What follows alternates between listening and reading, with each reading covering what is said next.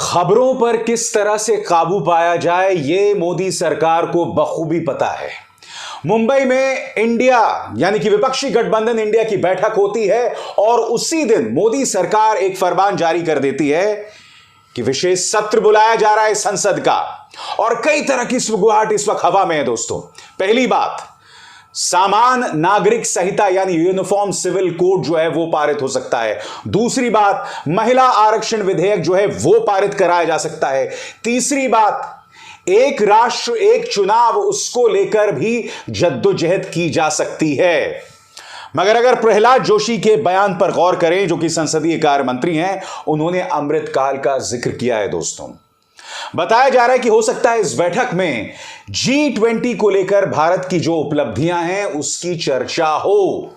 मगर आपको समझना पड़ेगा, ये जो बैठक बुलाई गई है इसका मकसद अगले साल होने वाले चुनाव है। यानी कि ये सरकार कोई मौका नहीं छोड़ने वाली है अपनी उपलब्धियों को जनता के सामने रखने का, चाहे वो संसद हो, चाहे वो दूरदर्शन हो, चाहे उनका पालतू मीडिया ही क्यों ना हो। दोस्तों, आपके स्क्रीन पर आप देख सकते हैं, आज तक यह दावा कर रहा है कि संसद के विशेष सत्र के दौरान यूनिफॉर्म सिविल कोड और महिला आरक्षण बिल भी ला सकती है सरकार। जहां तक मुझे पता है दोस्तों, इसके लिए लंबी जद्दोजहद करनी पड़ेगी, मगर सरकार अपनी तरफ से कोई बड़ी योजना जरूर ला रही है।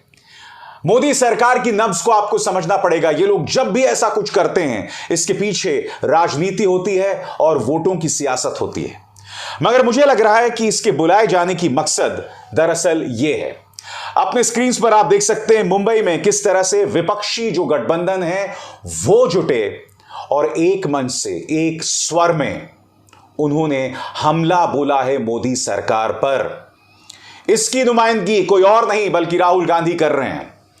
राहुल गांधी ने कल बाकायदा एक विशेष प्रेस कॉन्फ्रेंस बुलाया, जहां अडानी और शेयर बाजार में जो कथित घोटाला है उस पर उन्होंने कड़े सवाल किए और सीधा हमला बोला प्रधानमंत्री नरेंद्र मोदी पर और उसे जोड़ा G20 के साथ। सुनिए राहुल गांधी क्या कह रहे हैं।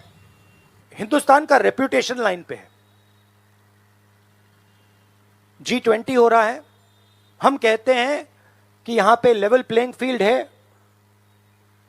हिंदुस्तान ट्रांसपेरेंट है, यहां पे भ्रष्टाचार नहीं है। और उन सबके सामने जब वो यहां आ रहे हैं, उनके सामने ये उदाहरण है। $1 बिलियन यहां से जा रहा है, स्टॉक प्राइस इन्फ्लेट की जा रही है, इंफ्रास्ट्रक्चर और एसेट्स खरीदे जा रहे हैं। जिसने इन्वेस्टिगेशन किया उसको अदानी जी ने मतलब अपनी कंपनी में नौकरी दे दी। तो ये हिंदुस्तान की इमेज को डैमेज कर रहा है और इसीलिए प्रधानमंत्री को एकदम एक्शन लेना चाहिए और कहना चाहिए कि हां, हम JPC लागू करेंगे, JPC इसको इन्वेस्टिगेट करेगी और फुल स्केल इन्वेस्टिगेशन होगा अदानी जी। दोस्तों, ये वो मंच था जब बड़े बड़े और नेता भी इकट्ठा हुए। सोनिया गांधी दिखाई दी, मल्लिकार्जुन खड़गे दिखाई दिए, उद्धव ठाकरे के बेटे आदित्य ठाकरे दिखाई दिए, खुद उद्धव ठाकरे दिखाई दिए।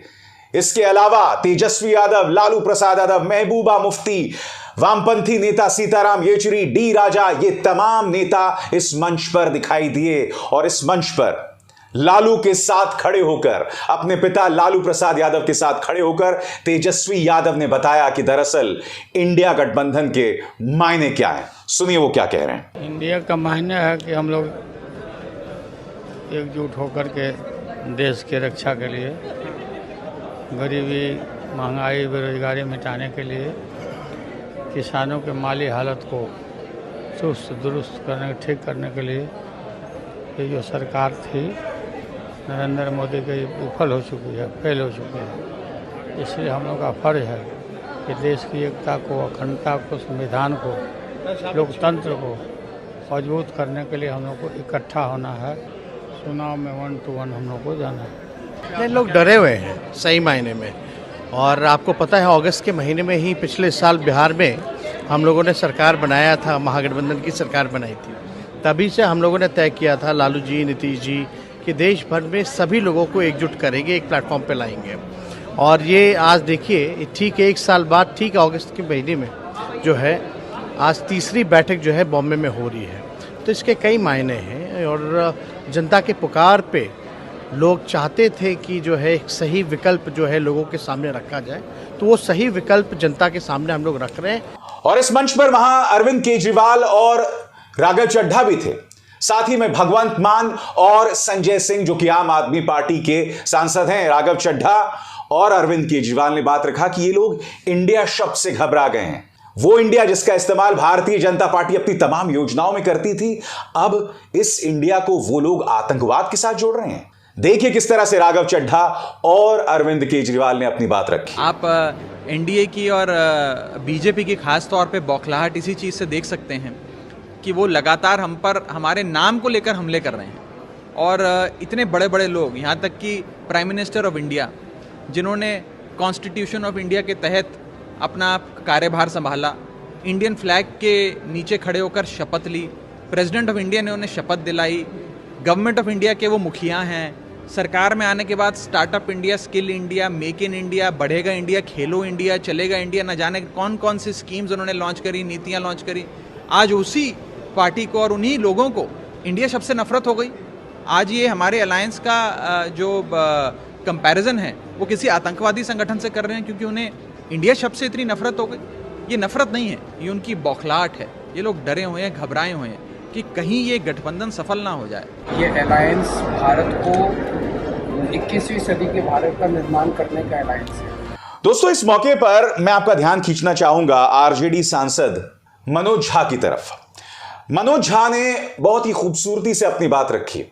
उनका कहना था कि यह देश बिखर रहा है, इसलिए बहुत जरूरी हो जाता है कि विपक्षी गठबंधन इंडिया अपनी तरफ से एकता का एक स्पष्ट संदेश दे। सुनिए वो क्या कह रहे हैं। The future of India as a nation now is integrally linked to the future of this alliance, which is not simply an alliance of parties. ये कोalition महज पार्टियों का नहीं है, ये कोalition आइडियाज़ का है। ये देश बहुत चोट खा चुका है, इसको हीलिंग की ज़रूरत है। बहुत सारी चीज़ें टूट गई हैं, उन्हें जोड़ने की ज़रूरत है। बहुत सारे सपने बिखर गए हैं, उन्हें फिर से समेटने की ज़रूरत है। ये सिर्फ पॉलिटिकल चुनाव लड़ने का अलायंस नहीं है, देश के नवनिर्माण का भी अलायंस है, जिसमें कि एक अधिनायकवादी सत्ता को आईना दिखाने का भी काम होगा। और यही बात लगभग हर नेता के स्वर में दिखाई दी, चाहे समाजवादी पार्टी हो या पीडीपी के नेता महबूबा मुफ्ती। बकौल समाजवादी पार्टी, ये जो गठबंधन है वो भारत की आत्मा को बचाने का गठबंधन है। इस मंच पर महबूबा मुफ्ती ने कहा कि आपके बच्चे को तो दंगाई बनाया जा रहा है, मगर दूसरी तरफ भारतीय जनता पार्टी के नेता जो हैं उनके बच्चे विदेशों में पढ़ाई कर रहे हैं। सुनिए इन दोनों नेताओं ने क्या कहा। यह जो है वो भारत की आत्मा का प्रतिबिंब है और इसी को बचाने के लिए गठबंधन हुआ है विपक्षी पार्टियों का इंडिया नाम से। पिछले 10 साल से, जब से 2014 से बीजेपी की सरकार बनी है, मुल्क में ऐसा माहौल बनाया जा रहा है कि जो बच्चे डॉक्टर, इंजीनियर अपनी रोजी रोटी कमाना चाहें, उनको रोजी रोटी मिलनी चाहिए, उसके बदले उनको दंगाई बनाया जा रहा है। ऐसा माहौल बनाया जा रहा है। युवा को रोजगार देने के बजाय एनडीए सरकार, बीजेपी सरकार दंगाई बना रही है गरीब बच्चों को। अपने बच्चों को तो बाहर के मुल्कों में पढ़ाती है, उनको वहाँ नौकरी भी देते हैं, उस पर खुशी भी मनाते हैं, पर जो आम हिंदुस्तानी नौजवान है उसको दंगाई बना रहे हैं। मगर जाहिर सी बात है दोस्तों, लोगों के जहन में सवाल यही है कि आखिर ये विशेष सत्र क्यों बुलाया जा रहा है। सुगबुगाहट उन तमाम बिल्स की है, मगर एक बात स्पष्ट हो जानी चाहिए, इस सत्र का मकसद सिर्फ और सिर्फ मोदी सरकार के लिए वोट हासिल करने का जरिया है। और बात सिर्फ वहां नहीं रुकती है, कहीं ना कहीं इंडिया गठबंधन पर जो ध्यान जा रहा है मीडिया का, उससे हटाने की जरूरत है। और यही वजह है दोस्तों, कल आपने प्राइम टाइम में देखा होगा कि इंडिया गठबंधन पर कोई सार्थक चर्चा नहीं हुई तो उनका मजाक उड़ाने के लिए, उनको बेइज्जत करने के लिए। बहरहाल आपके जहन में एक सवाल होगा कि आजाद भारत के इतिहास में इससे पहले ऐसे विशेष सत्र कब बुलाए गए। अब मैं चाहूंगा कि आप एक एक घटना पर निगाह डालिए कि ये विशेष सत्र दरअसल कब बुलाए गए हैं, जिससे आप समझ जाएंगे कि विशेष सत्र जब भी बुलाए गए हैं इसका मकसद एक बहुत जरूरी विधेयक या कोई बहुत जरूरी घटनाक्रम होता है, वोटों की सियासत नहीं होता है। हो सकता है इस बार मोदी सरकार उस सोच को बदल दे, मगर इससे पहले ये कब कब बुलाए गए हैं एक एक करके आपकी स्क्रीन पर। सबसे पहला विशेष सत्र अगस्त 1972 में आजादी की रजत जयंती पर पहली बार विशेष सत्र का आयोजन हुआ था, 1972 दोस्तों। दूसरी बात, 9 अगस्त 1992 को भारत छोड़ो आंदोलन के 50 वर्ष पूरे होने पर मध्य रात्रि को सत्र हुआ था। तीसरी मिसाल, अगस्त 1997 में आजादी के 50 साल पूरे होने के मौके पर 6 दिनों का विशेष सत्र हुआ था। और आखिरी और चौथा मौका, इससे पहले 30 जून 2017 को जीएसटी के शुभारंभ के लिए आधी रात को लोकसभा और राज्यसभा की साझा बैठक हुई थी। यानी कि हर बार ये जब भी बुलाया गया है इसका मकसद देश की अस्मिता, राष्ट्रवाद, देश के अस्तित्व, देश की संवैधानिक मर्यादाओं, अहम विधेयक ये रहा है। अब देखना यह है कि जो विशेष सत्र बुलाया जा रहा है उसका मकसद क्या है। सितंबर में बुलाया जा रहा है दोस्तों, 4 दिन का यह विशेष सत्र है। इसका मकसद क्या है? एक ऐसे मौके पर दोस्तों जब नई संसद के उद्घाटन को कहीं ना कहीं प्रधानमंत्री नरेंद्र मोदी के महिमा मंडन का जरिया बना दिया जाता है। जाहिर सी बात है दोस्तों, ये जो विशेष सत्र बुलाया जा रहा है उसका भी मकसद प्रधानमंत्री नरेंद्र मोदी की छवि को और बेहतर करना है। धीरे धीरे इस देश की संवैधानिक मर्यादाओं को इस तरह से तार-तार किया जा रहा है, संसद से जुड़ी गरिमा को इस तरह से उछाला जा रहा है।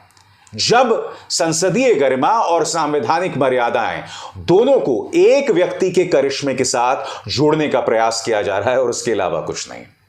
हमें इंतजार होगा, मगर यकीन मानिए दोस्तों, इस विशेष सत्र में मोदी सरकार का एक और मास्टर स्ट्रोक आने वाला है, या ये कहा जाए जो लोग इस सरकार के आलोचक हैं, एक और जुमला सामने आने वाला है। अब अभिसार शर्मा को दीजिए इजाजत। नमस्कार।